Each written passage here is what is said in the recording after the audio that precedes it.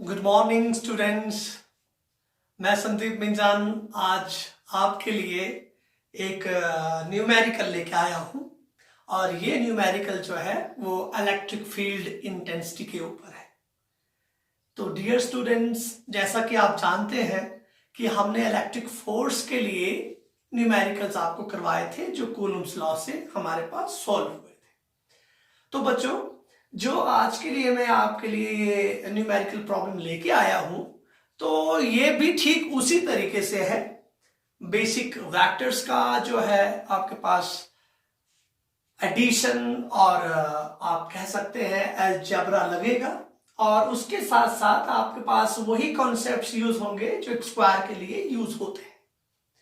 तो बच्चों, यहां पर मैंने एक न्यूमेरिकल लगाया है, that is find the electric field intensity at the centre of the square A B C D. मतलब हमारे पास एक स्क्वायर दिया है जिसके जो वर्टिसेस हैं ए बी सी डी है और सेंटर जो है ओ है। तो बच्चों, यहां पर बोला गया है कि इस वाले पॉइंट पर कितना इलेक्ट्रिक फील्ड इंटेंसिटी होता है।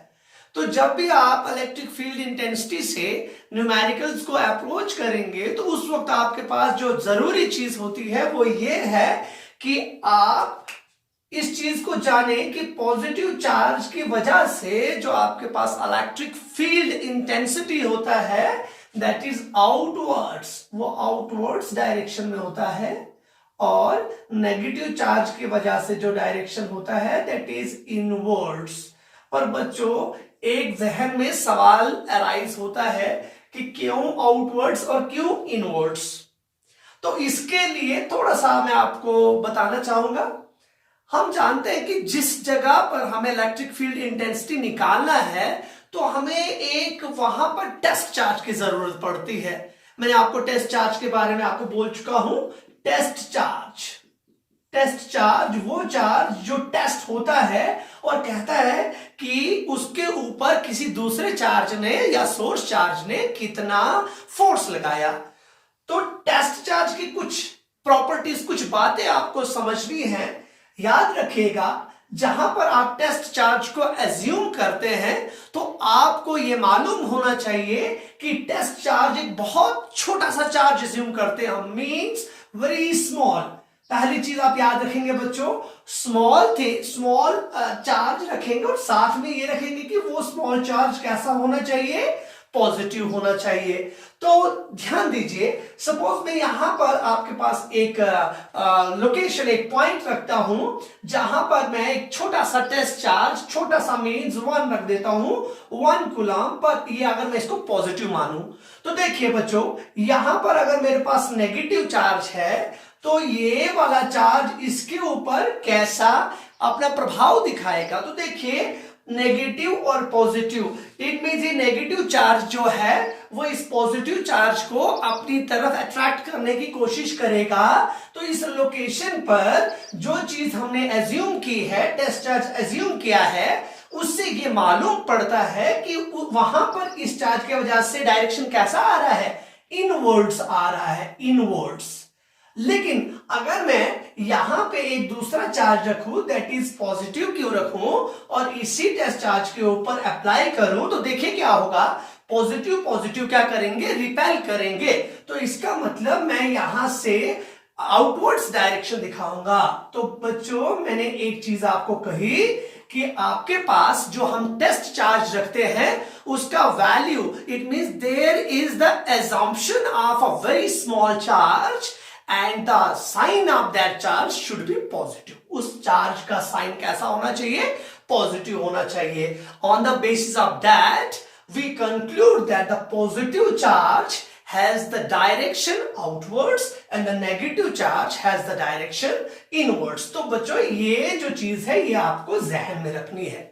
तो इसी चीज की बेसिस पर अब हमारे पास एक न्यूमेरिकल है। हम जानते हैं कि हमने इलेक्ट्रिक फोर्स पे जो न्यूमेरिकल करा था उसी की बेसिस पर वैसा ही न्यूमेरिकल, सेम न्यूमेरिकल है, पर यहां पर हम क्या कर रहे हैं, ओ पोजीशन जो है। तो आप स्क्वायर की बेसिस जानते हैं कि स्क्वायर क्या होता है, स्क्वायर की जो बेसिक चीज है वो क्या है। तो सेंटर जो होता है, जब भी हमें सेंटर पर निकालना होता है स्क्वायर के, तो हमें डायगोनल्स को ज्वाइन करना पड़ता है। तो मैं यहां पे पहले डायगोनल्स को ज्वाइन करता हूं। मेरे पास एक डायगोनल BD आ गया और दूसरा डायगोनल मेरे पास आएगा AC। तो यहां पर ये सेंटर है बच्चों। तो हम क्या करेंगे, हमारे पास दूसरा स्क्वायर का क्या चीज होता है कि स्क्वायर के जो डायगोनल्स होते हैं वो बाइसेक्ट करते हैं। बाइसेक्ट का मतलब ये है कि एक डायगोनल और जो दूसरा डायगोनल जब एक दूसरे को काटते हैं, इंटरसेक्ट करते हैं, तो हम इंटरसेक्ट नहीं बल्कि हम बाइसेक्शन बोलते हैं उसको। बाइसेक्शन मींस AO जो है OC के बराबर होगा और OD जो है OB के बराबर होगा, और साथ में ये जो डायगोनल्स होते हैं ये परपेंडिकुलरली बाइसेक्ट करते हैं। मतलब ये हुआ कि ये एंगल जो है ये भी 90 होता है, ये एंगल भी 90 होता है, ये भी 90 और ये भी 90, क्योंकि हम जानते हैं पूरे के पूरे एंगल्स मिला के हमारे पास 360 बनना चाहिए। तो बच्चों जो मैंने यहां पर स्क्वायर बनाया है, हमें पूछा गया है कि इस सेंटर पर आप इस स्क्वायर के कोनों पर जो चार्जेस लगे हैं उन चार्जेस की वजह से इलेक्ट्रिक फील्ड इंटेंसिटी बताइए। तो हम सबसे पहले यहां पर लेट करेंगे कि कोई यहां पर टेस्ट चार्ज है। तो लेट करके अगर हम उसको 1 माने या Q माने, Q नॉट माने, वो हमारा चॉइस है। तो मैं यहां पर एक test charge, let us consider that test charge is 1 coulomb and the sign of that charge should be positive because it is that charge which is going to be tested here। तो मैंने test charge की कुछ आपको चीजें बोली। Test charge positive होना चाहिए और बहुत छोटा वैल्यू होना चाहिए। तो देखिए बच्चों, अब मैं यहां पर क्या करूंगा कि जो चार्ज यहां पर है ट्वाइस Q चार्ज है, थ्राइस Q है, 4Q है, 5Q है, आपके पास कुछ भी हो सकता है। Q का वैल्यू दिया जा सकता है। हम कैसे निकालेंगे, देखिए यहां पर सुपरपोजिशन ऑफ द चार्जेस की बात हो रही है। मींस इस एक पॉइंट के ऊपर electric field intensity not due to only one charge, एक चार्ज के वजह से नहीं है, बहुत सारे चार्जेस, इस चार्ज की वजह से, इस चार्ज की वजह से, इस चार्ज की वजह से और इस चार्ज की वजह से। इसका मतलब हमें चारों के चारों चार्जेस को कैलकुलेट करना पड़ेगा। चार्जेस की मदद से जो आपके पास इलेक्ट्रिक फील्ड इंटेंसिटी प्रोड्यूस हुई है उसको बोलना पड़ेगा। तो आप जानते हैं इलेक्ट्रिक फील्ड इंटेंसिटी का फॉर्मूला होता है force per unit test charge, ये भी आप जानते हैं। तो इसका मतलब ये हुआ कि इलेक्ट्रिक फील्ड इंटेंसिटी का डायरेक्शन वही डायरेक्शन कहलाता है जिस डायरेक्शन में कौन होता है, फोर्स होता है। तो अब देखिए ये ट्वाइस Q आपके पास चार्ज है, तो पहले हम इसकी वजह से इसके ऊपर दिखा देंगे। तो मैंने बाकी सारी की सारी चीजें दिखा दी है। तो देखिए सपोज मैं इसकी मदद से इस वाले पॉइंट पर, पहले तो मैं ये आपके पास जो एंगल्स है ये एज यूजुअल है, इसको आपको पता ही है। तो देखिए पॉजिटिव है तो इस O के ऊपर कहां पे लगेगा बच्चों, आउटवर्ड्स। इसका मतलब इस डायरेक्शन में मैं एक इलेक्ट्रिक फील्ड इंटेंसिटी लगाऊंगा। एक्चुअल में क्या है, फोर्स का डायरेक्शन है, पर फोर्स के ही डायरेक्शन में किसका डायरेक्शन छुपा होता है, इलेक्ट्रिक फील्ड का डायरेक्शन छुपा होता है। तो मैं इसको EA मार्क करता हूं। EA is the electric field intensity at point O due to twice Q charge which is located at point A। उसी तरीके से अब B की वजह से जाएंगे तो B के पास भी पॉजिटिव चार्ज है, ये भी रिपेल करेगा। रिपेल मींस आउटवर्ड्स दे देगा, तो यहां पर आप EP लिखेंगे। इसी तरीके से आप C के पॉइंट से देखिए, ये भी पॉजिटिव 4Q है और इसकी तरफ से EC आ जाएगा, और देखिए 5Q की तरफ से आपके पास ED आ जाएगा। तो देखिए बच्चों मैंने यहां पर क्या कर दिया, मैंने यहां पर जो है चारों डायरेक्शंस जो थी इसकी मदद से ये वाला डायरेक्शन, इसकी मदद से ये वाला डायरेक्शन। तो आप देखिए हमने क्या कहा कि अगर ये वाला पॉइंट है, इस वाले पॉइंट पर कुछ इस तरीके से चारों साइड से इलेक्ट्रिक फील्ड इंटेंसिटीज लग रहे हैं। तो इस तरीके से इट मींस जो ये वाला एक डायगोनल है, इस डायगोनल का आधा हिस्सा इधर खींच रहा है, आधा हिस्सा इधर खींच रहा है, और ये यहां पे खींच रहा है, यहां पे खींच रहा है। जानना जरूरी है कि कौन सी जगह किस तरफ खींच रही है और कितनी ज्यादा खींच रही है। इसका मतलब हमें EA को भी कैलकुलेट करना पड़ेगा, EB को भी, EC को भी और ED को भी। लेकिन कहा जाए तो देखिए ई ए और ई सी एक दूसरे को ऑपोजिट डायरेक्शंस में खींच रहे हैं। इसका मतलब यह हुआ कि अब देखिए, अब आप मुझे बोलिए किसका फील्ड ज्यादा होता है। सपोज यहां पर ट्वाइस क्यू चार्ज है और यहां पर 4Q चार्ज है, तो बोलिए बच्चों कौन से चार्ज का कंसंट्रेशन ज्यादा है। तो सिंपल सा 4Q का कंसंट्रेशन ज्यादा है, और जिस चार्ज का कंसंट्रेशन ज्यादा होता है उसका फील्ड भी ज्यादा होता है। इसका मतलब 4Q के द्वारा लगाया गया electric field intensity twice Q के द्वारा लगाया गया इलेक्ट्रिक फील्ड इंटेंसिटी से ज्यादा होगा। इट मींस EC जो है EA से ज्यादा होगा। तो हम यहां पर लिख सकते हैं EC किससे ज्यादा हो जाएगा, EA से ज्यादा हो जाएगा। तो इन दोनों का रिजल्टेंट जो है, अब ये भारी पड़ गया, इसका मतलब EC की डायरेक्शन में होगा, तो मैं यहां पर क्या कर देता हूं, फाइनल डायरेक्शन इसको मैं E1 कर देता हूं। इट मींस इन दोनों के बदले हमारे पास E1 आ जाएगा। ठीक उसी तरीके से देखिए 5Q और थ्राइस Q।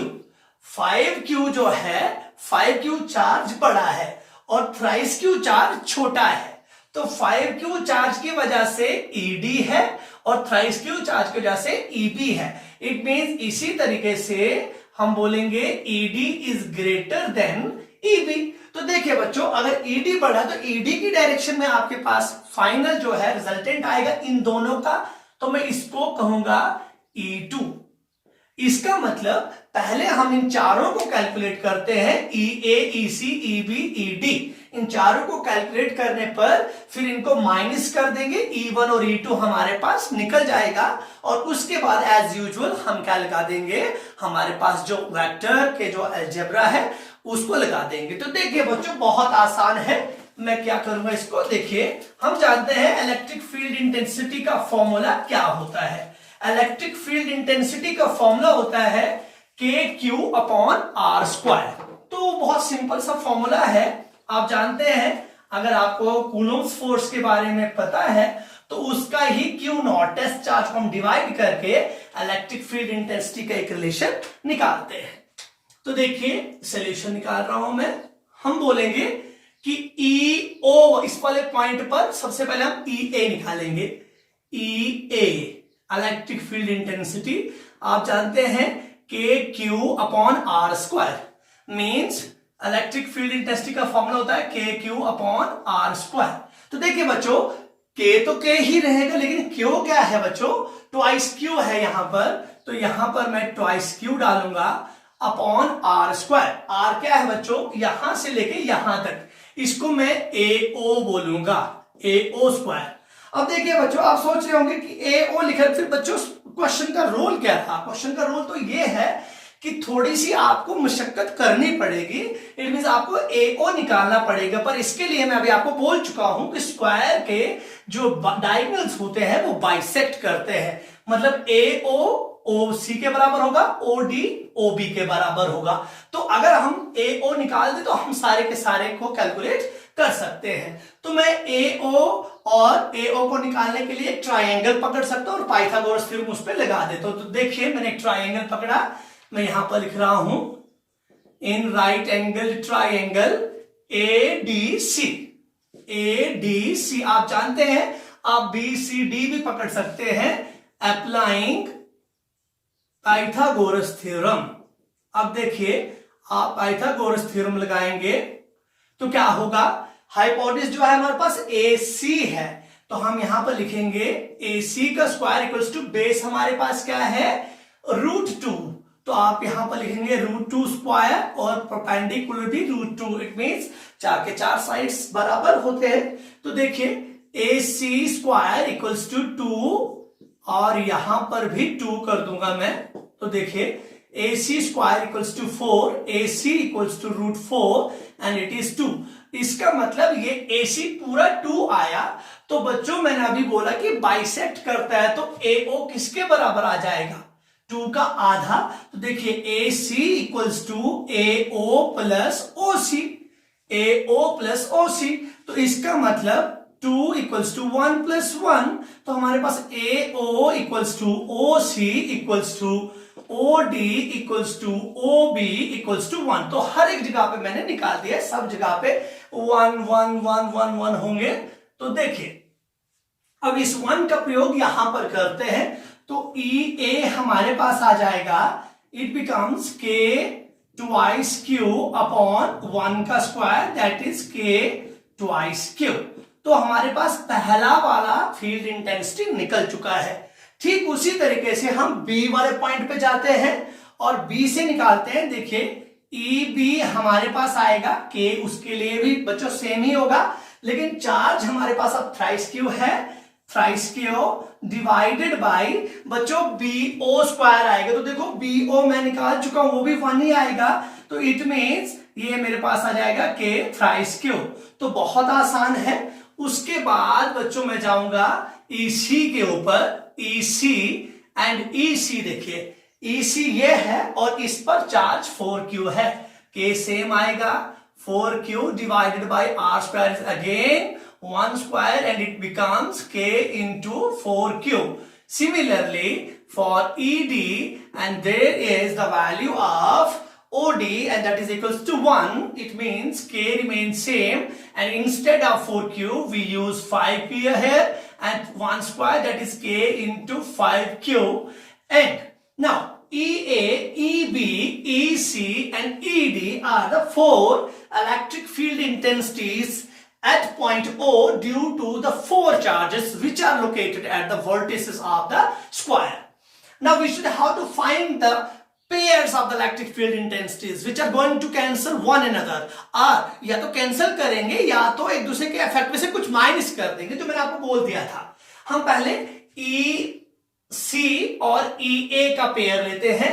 हमें पता है EC बड़ा है, देखिए EC बड़ा है, तो मैं बोलूंगा therefore E1 is equals to, मैंने कहा है E1 आपके पास आएगा EC माइनस, देखिए EC माइनस EA। EC में से EA को माइनस करेंगे, EC में से EA को माइनस करेंगे, E1 मिल जाएगा।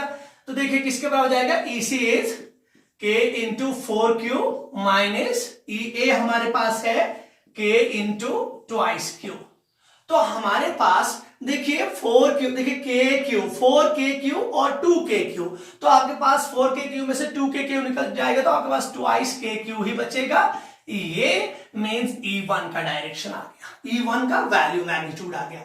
इसी तरीके से हम E2 को कैलकुलेट करेंगे और E2 हमारे पास आएगा किसके बराबर, ED में से हम EB को माइनस करेंगे, it means ED minus EB, और हमारे पास ED जो है that is K into 5Q minus EB हमारे पास है K into thrice Q and it becomes again twice KQ। 5 में से 3 चले जाएंगे, 2 बचेंगे। तो देखिए बच्चों हमने क्या करा कि हमने देखा ये सारा ताम झाम जो था ये सिर्फ हमें उलझाने के लिए था। अगर हम सिस्टमैटिकली चलेंगे तो बहुत आसान चीज बनेगी। तो अब देखिए E1 जो है ट्वाइस KQ है और E2 जो है वो भी इसके बराबर है। हम लिख सकते हैं E1 E2 equals to E and that E is equals to twice KQ। तो कहने का मतलब ये हुआ बच्चों कि ये O जो पॉइंट है मैं इसको इस तरीके से रख रहा हूं और इस पर अब इन सब इलेक्ट्रिक फील्ड इंटेंसिटीज का कोई ज्यादा मैं बोलने वाली बात नहीं कर रहा, और ये एक ऐसे कर रहा हूं, this is E2 and this is E1। तो देखिए बच्चों मैंने अभी आपको स्टार्टिंग में, लेक्चर की स्टार्टिंग में कहा था कि ये एंगल कितना बनने वाला है, it is 90 degree, perpendicular bisector होता है। अगर ये 90 है, अब देखिए E1 और E2 के लिए मैंने एक और चीज बोल दी कि ये दोनों बराबर है। इट मींस अब मैं E1 और E2 के बराबर EE लिख दूं तो बोलिए जो रिजल्टेंट होगा तो parallelogram law of vector addition लगा के एग्जैक्टली इसके बीच में आएगा। इट मींस फाइनल डायरेक्शन ये होगी एंड E रिजल्टेंट। अब इसको हम कैलकुलेट करेंगे बच्चों। तो देखिए कैलकुलेशन का फॉर्मूला आप जानते हैं, E resultant is equals to under root, main जो फॉर्मूला है that is E1 square plus E2 square plus twice E1 E2 cos of theta. Cos theta means दो वेक्टर्स के बीच में कितना एंगल है। तो मैं यहां पर लिख रहा हूं E resultant is equals to, हम जानते हैं E1 जो है हमारे पास कुछ E के बराबर है, E square plus E square plus twice E square. देखिए E1 और E2 दोनों बराबर है, ई स्क्वायर कॉस ऑफ 90, तो अब कॉस 90 0 के बराबर होता है। E resultant is equals to under root, ये आ जाएगा आपके पास ट्वाइस ई स्क्वायर, ये वाली पूरी टर्म आपके पास 0 हो जाएगी। तो देखिए E resultant is equals to root 2 times E. तो देखिए बच्चों रूट 2 तो मैंने ऐसे लगा दिया, ई के बदले क्या लिखूंगा, इसमें से या तो ये एक ही बात तो है, तो आप लिख सकते हैं इंटू ट्वाइस के क्यू। इट मीन्स आपके पास आंसर आ जाएगा 2 रूट 2 के क्यू। अगर आपके पास यहां पर कोई क्यू का वैल्यू दे दे तो आप उसको इजिली कैलकुलेट कर सकते हैं। तो ये जो था हमारे पास, ये जो न्यूमेरिकल था, ये था इलेक्ट्रिक फील्ड इंटेंसिटी से रिलेटेड, और ये वही न्यूमेरिकल है जिस तरीके से हमने इलेक्ट्रिक फोर्स को कैलकुलेट किया था, ठीक उसी तरीके से हमने इसको भी कैलकुलेट कर दिया। अब बच्चों अगर आपके पास यहां पर बराबर, अब हम थोड़ा ये देखेंगे कि अगर यहां पे ट्वाइस क्यू है, यहां पर भी ट्वाइस क्यू होता, ट्वाइस क्यू होता, ट्वाइस क्यू होता, तो क्या होता। तो इस तरीके का मतलब यहां पर सिमेट्री नहीं है, यहां पर 2 क्यू है, 3 क्यू है, 4 क्यू है, 5 क्यू है। अब मैं सिमेट्री वाली बात कर रहा हूं। सपोज यहां पर 2 क्यू हो जाए, यहां पर भी 2 क्यू हो जाए, यहां पर भी 2 क्यू हो जाए, और यहां पर भी 2 क्यू हो जाए, तो बाकी क्वेश्चन सेम ही है। अब देखिए बच्चों, अब थोड़ा सा क्वेश्चन इंटरेस्टिंग हो जाएगा। आप जानते थे कि जब आप इलेक्ट्रिक फोर्स को कैलकुलेट करते थे और स्क्वायर प्रॉब्लम अगर आपने लिया था, वो भी आपके मैंने एक वीडियो में दिखाया है, एक लेक्चर है उस पर भी, कूलम्स लॉ स्क्वायर प्रॉब्लम के लिए, उसमें मैंने दिखाया था कि आपके अगर वर्टिसेस पर सेम चार्जेस है, इट मींस अगर सिमेट्री वहां पर है तो सेंटर पर जो फोर्स होता था, नेट फोर्स जो होता था, वो 0 होता था। अब यहां पर देखेंगे, देखिए twice Q twice Q twice Q, तो बच्चों स्क्वायर के लिए जो पैरामीटर्स है वो तो चेंज होने वाले नहीं, इट मींस ये तो सेम ही रहेगा, 1 1 ही आएगा। ये जो सारी चीजें हैं, फर्क ये हो जाएगा कि यहां पर ई ए ई बी ये सारी की सारी चीजें वैसे ही बोलूंगा मैं, लेकिन अगर जब मैं ई ए को कैलकुलेट करूंगा तो यहां पर ट्वाइस क्यू, ये वाला आंसर मेरे पास आ जाएगा। ई बी के बदले थ्राइस नहीं डालना पड़ेगा, मुझे ट्वाइस क्यू डालना पड़ेगा, और यहां पर भी ट्वाइस क्यू आएगा, और यहां पर भी ट्वाइस क्यू आएगा, क्योंकि मुझे क्या डालना पड़ रहा है बच्चों, 2 2 डालना पड़ रहा है सिमेट्री के लिए। मैं इसी में समझाने की आपको कोशिश कर रहा हूं कि आपका टाइम वेस्ट ना हो, एक ही चीज में आप दोनों चीजों को समझ जाए। तो देखिए यहां पर ऐसी कंडीशन ही नहीं आएगी बच्चों कि एक बड़ा हो गया या दूसरा, यहां पर ऐसी कंडीशन आएगी कि ये O पॉइंट है, इस तरीके से ये तरीका आपके पास आएगा ई ए, और यहां पर ई सी, यहां पर ई डी, और यहां पर ई बी। लेकिन देखिए जब ये चारों के चारों बराबर हो जाएंगे, K2Q के बराबर, इसका मतलब ई सी और ये एक दूसरे के इफेक्ट को कैंसल आउट कर देंगे और इनकी वजह से कैंसल आउट हो जाएगा, और उसी तरीके से ये भी एक दूसरे के इफेक्ट को कैंसल आउट करेंगे। तो देखिए बच्चों यहां पर भी हम ये कहेंगे कि सिमेट्री से सेंटर पर, अगर स्क्वायर के सेंटर पर उस लोकेशन पर अगर आपको इलेक्ट्रिक फील्ड इंटेंसिटी निकालना है, तो वो भी जस्ट लाइक दैट जो हमने करा था इलेक्ट्रिक फोर्स के जैसे ही यहां पर भी 0 के बराबर होगा। अब बच्चों अगर आपको कोई बोले कि यहां पर कोई दूसरे चार्जेस, जैसे यहां पर ट्वाइस क्यू डालूं, यहां पर माइनस ट्वाइस क्यू डालूं, यहां पर ट्वाइस क्यू डालूं, यहां पर माइनस ट्वाइस क्यू डालूं, तो सेम प्रोसीजर आप अप्लाई करेंगे। तो आपसे उम्मीद है बच्चों कि आप इसी तरीके के बहुत सारे न्यूमेरिकल्स खुद लगाएंगे और उसके बाद उनको सॉल्व करेंगे। एक कंक्लूजन जो मैं आपको कह रहा हूं, कंक्लूजन इज दैट, जो न्यूमेरिकल करने का तरीका है इलेक्ट्रिक फील्ड इंटेंसिटी के लिए, वो ये है कि आप एज्यूम करेंगे एक टेस्ट चार्ज को जिसका वैल्यू क्या होगा, बहुत छोटा होगा, क्योंकि उसके वैल्यू का कोई लेना देना होगा ही नहीं। क्यों नहीं होगा? क्योंकि आप जानते हैं electric field intensity force upon test charge होता है, तो ये टेस्ट चार्ज तो पहले से ही कैंसल आउट होता है, और जो मेरे पास के Q upon R square formula use हो रहा होता है उसमें टेस्ट चार्ज का कोई रोल ही नहीं होता। First thing is that at a particular position assume a small positive test charge. After that, after assuming that small positive test charge, you are able to just tell that due to positive charge, the direction of the electric field intensity will be outwards, and due to the negative charge, the direction of electric field intensity will be inwards. And after applying all these concepts and the formula, that is resultant formula is that E1 square plus E2 square plus twice E1 E2 cos of theta, and applying the theta there, if you know the value of theta, you can easily calculate the numericals. That's all. Thank you so much.